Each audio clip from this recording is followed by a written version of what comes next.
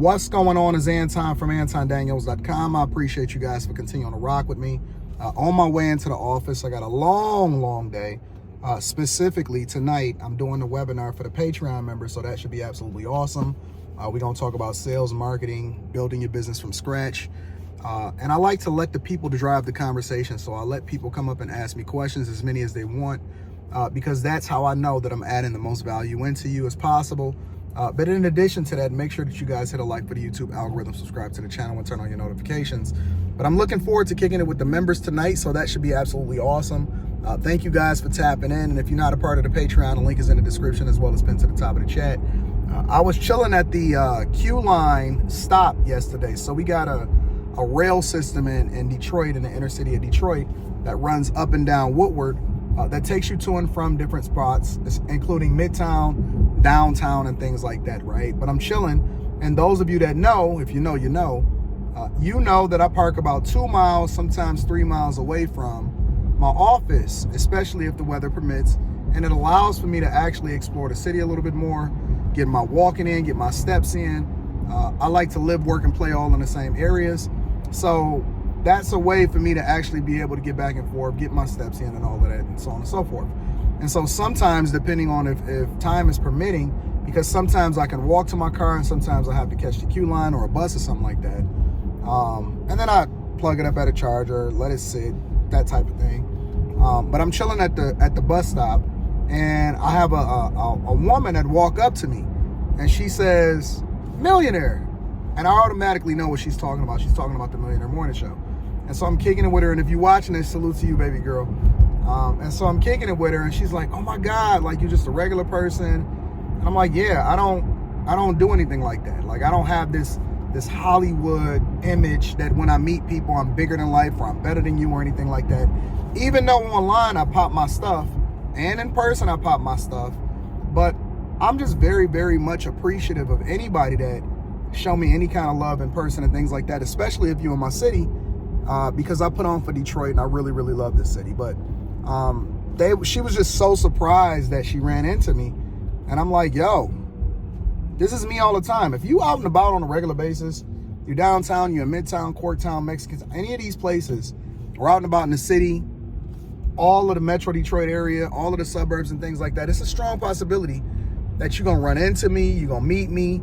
I'm always out and about and things like that. But I was just telling her, and she was like, "Well, what about, the fans?" And we start getting into different parts of the conversation. And I said, I don't consider people fans. I consider them friends. I will never, ever, ever in my life call anybody a fan. You ain't never got to worry about that. I don't have that spirit in me. I ain't never going to be Hollywood. It don't matter how many subscribers, how many followers, how many people run into me. I don't have that perspective, right? And that allows for me to be able to really, really stay grounded, really stay focused. I run into so many people that don't even really have a following, but they get some level of success, and they got this Hollywood mentality, don't talk to me. Man, it ain't never been a person that I done ever ran into, both in Detroit and out of town, that I ain't never showed the absolute positive most love, because I'm just appreciative that you even rocking with me in the first place. A. B, I pull up to a restaurant last night in order to pick up my food. Some of y'all know what my favorite restaurant is, some of y'all don't, or one of my favorite restaurants. But I pull up to a restaurant yesterday in order to pick up my food, and young kid, and he's like, I get out the car, and he's like, "Oh my God, that's my favorite car, that's my favorite car." And so he was talking about this car.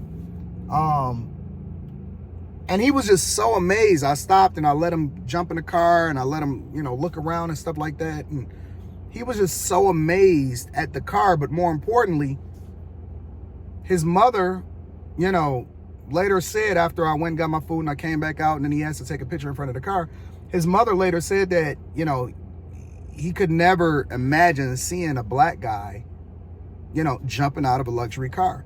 And for a lot of us, we have never seen that before. We've never seen a doctor. We've never seen a software engineer.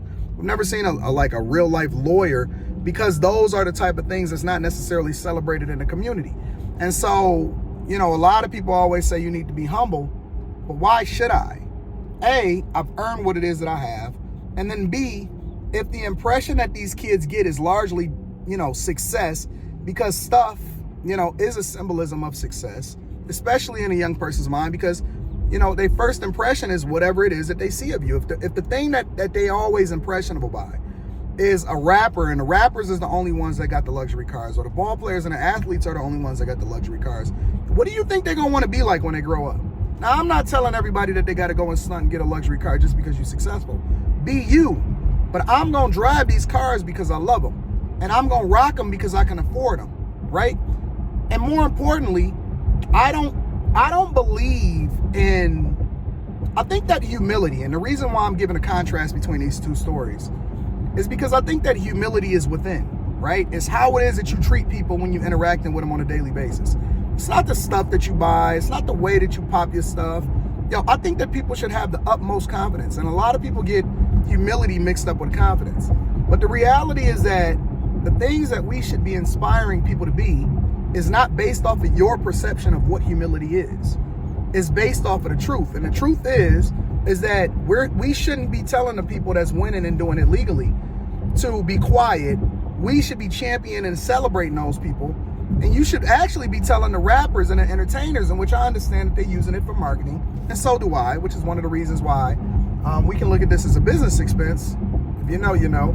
But more importantly, I think that we should be quiet when it comes to telling people that's doing it the right way and successfully what it is that they should and shouldn't do with their money, whether or not wealth is quiet or loud, because you don't know. You ain't never been in a room with anybody that got a net worth that's over $500,000. And if they got a net worth over $500,000, largely it's in their house and in their retirement account.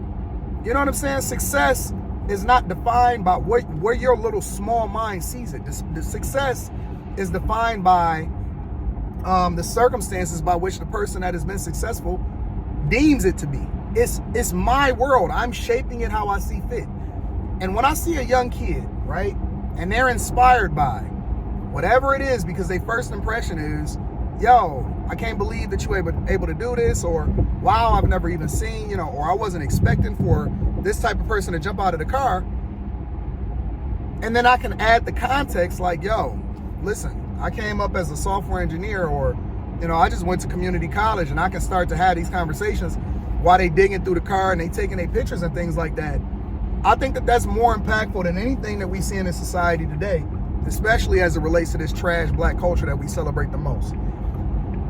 It makes no sense to me, the mindset of people and why they try to humble the people why they try to shut up the people that's been successfully married, or the people that's getting it out the mud and doing it the right way, or the people that ain't never been to jail before and things like that.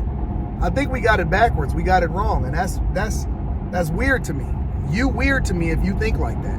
I'm never going to be quiet. I'm never going to be humble according to how it is that you define humility. And I'm always going to pop my stuff as long as I want to.